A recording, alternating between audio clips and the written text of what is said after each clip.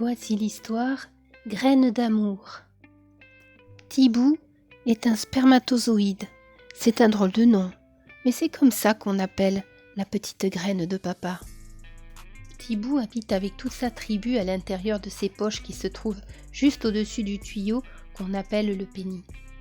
Et Petit-Bou a bien des soucis. Il pourrait, comme ses frères, attendre tranquillement au chaud. Mais voilà, Petit-Bou n'aime pas attendre. Il n'a qu'une idée en tête: voyager, sortir, faire de l'escalade, visiter d'autres mondes. Alors Petit-Bou s'ennuie ferme et passe son temps à tourner en rond comme un poisson dans son bocal.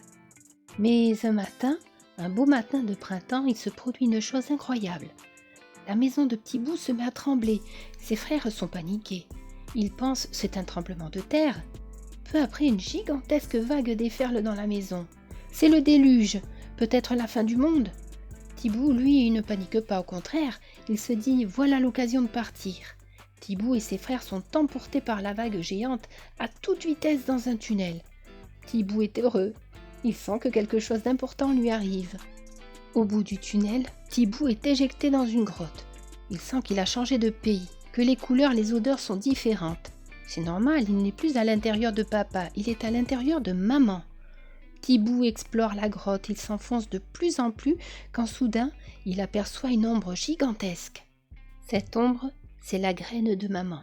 Ses frères ont peur, pas lui. Ils trouvent même que ça sent bon. Il ne sait pas que cette masse ronde est un ovule et qu'il porte le joli nom de Fève. Fève est plutôt contente que quelqu'un vienne lui rendre visite.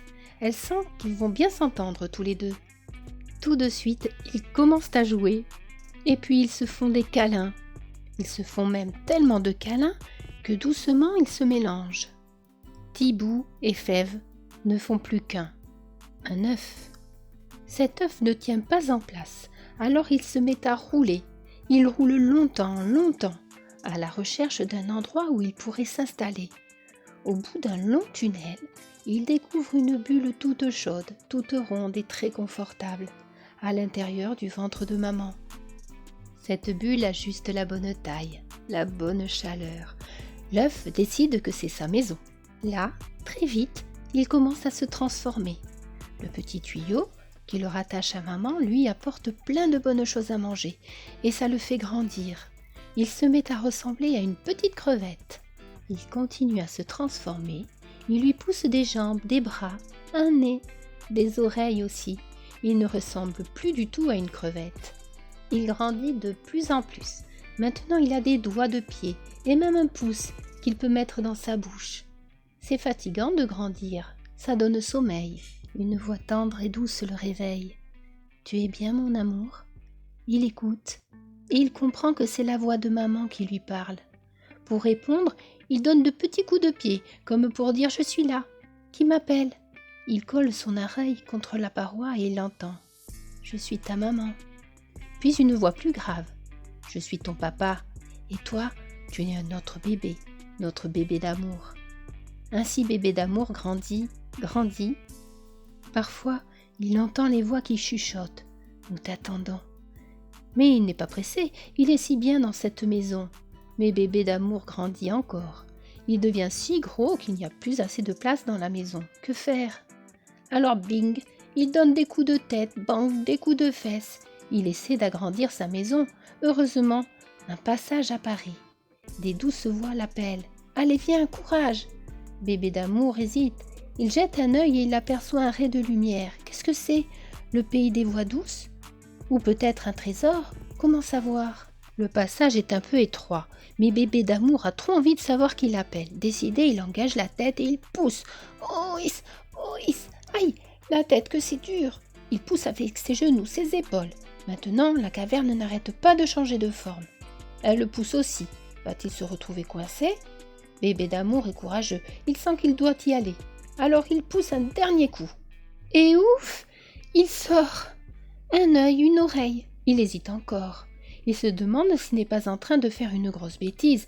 Mais non, ce bébé est têtu. Il sait ce qu'il veut. Alors zou ! Il dégage la tête, puis les épaules, puis les bras. Ça y est, bébé d'amour est sorti. Il regarde ici, il regarde là. Et il voit des visages et des sourires. Il sent un parfum de lait. Il doute encore. Mais il entend la voix douce murmurer à son oreille.